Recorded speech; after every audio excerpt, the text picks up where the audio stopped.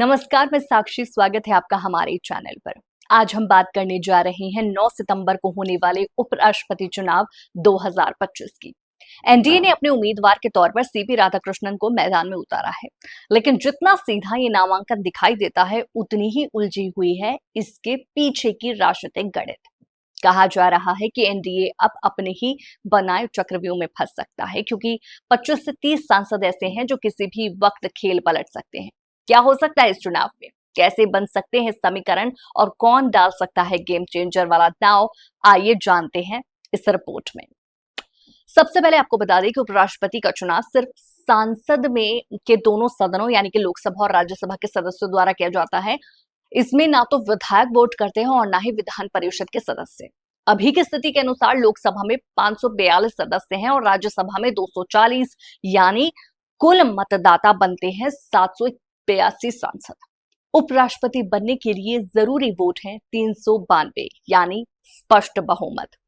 अब आते हैं एनडीए के नंबरों पर। लोकसभा में एनडीए के पास 293 सांसद हैं, जिनमें बीजेपी के 240 और सहयोगी दलों जैसे नायडू, नीतीश, शिंदे, चिराग पासवान, जयंत चौधरी आदि के सांसद शामिल हैं। राज्यसभा में एनडीए के पास 129 सांसद हैं। कुल मिलाकर इस संख्या होती है 422, यानी बहुमत से 30 ज्यादा। दिखने में यह आंकड़ा मजबूत लगता है और साफ तौर पर लग रहा है कि एनडीए का उम्मीदवार जीत जाएगा, लेकिन कहानी यहीं खत्म नहीं होती। अब बात करते हैं विपक्ष की, यानी कि इंडिया गठबंधन की। लोकसभा में इसके पास 249 सांसद हैं और राज्यसभा में 106। कुल मिलाकर 360 सांसद, यानी बहुमत से 32 कम। अब यहां पर विपक्ष ने एक बड़ा दांव खेला है। उन्होंने सुदर्शन रेड्डी, जो एक पूर्व न्यायाधीश हैं और तमिल अस्मिता के प्रतीक माने जा रहे हैं, उनको अपना उम्मीदवार बनाया है। ममता बनर्जी पहले ही कह चुकी हैं कि विपक्ष का उम्मीदवार राजनीतिक नहीं, प्रतिष्ठित और गैर राजनीतिक होना चाहिए। इस रणनीति के पीछे बड़ा मनोवैज्ञानिक खेल है। अब सवाल उठता है, कौन कौन हो सकता है किंग मेकर। सबसे पहले बात करते हैं आंध्र प्रदेश की। लोकसभा में टीडीपी के पास 16 सांसद हैं, वीआईएसआरसीपी के 4, जनसेना के 2 और बीजेपी के 3। राज्यसभा में टीडीपी के पास 2 और वाईएसआरसीपी के पास 7 सदस्य हैं, यानी कुल मिलाकर 31 सांसद ऐसे हैं जिनकी वोटिंग दिशा पर संदेह है।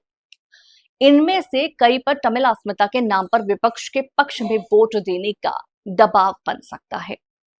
अब आते हैं तेलंगाना पर। लोकसभा में बीजेपी का खास प्रभाव नहीं है, जबकि एआईएमआईएम का समर्थन लगभग तय है कि वो विपक्ष के साथ रहेगा। राज्यसभा में कांग्रेस के पास 3 सदस्य हैं जो पहले से विपक्ष के साथ हैं, लेकिन बीआरएस, भारत राष्ट्र समिति पर निगाहें टिकी हैं। बीआरएस के भी राज्यसभा में 4 सांसद हैं और उनके रुख पर सस्पेंस बरकरार है। अगर बीआरएस ने विपक्ष का समर्थन किया तो ये साफ संकेत होगा कि वो एनडीए से दूरी बना रही है, यानी तेलंगाना और आंध्र प्रदेश मिलकर 35 सांसद ऐसे हैं जो चुनावी तस्वीर को पूरी तरह पलट सकते हैं। अब बड़ी बात जो आपसे बताना चाह रहे हैं कि अब यहाँ पर एक महत्वपूर्ण जो बात आती है वो यह है कि चुनाव पूरी तरह गुप्त मतदान के जरिए होता है, यानी कि कोई सांसद किसे वोट देता है ये सार्वजनिक नहीं होता। इसका मतलब यह है कि पार्टी का व्हिप यानी अनिवार्य दिशा निर्देश भी जारी नहीं किया जाता। ऐसे में नाराज सांसद, यहां तक कि बीजेपी और संघ से जुड़े सांसद भी अंतर्मन की आवाज सुनकर क्रॉस वोटिंग कर सकते हैं।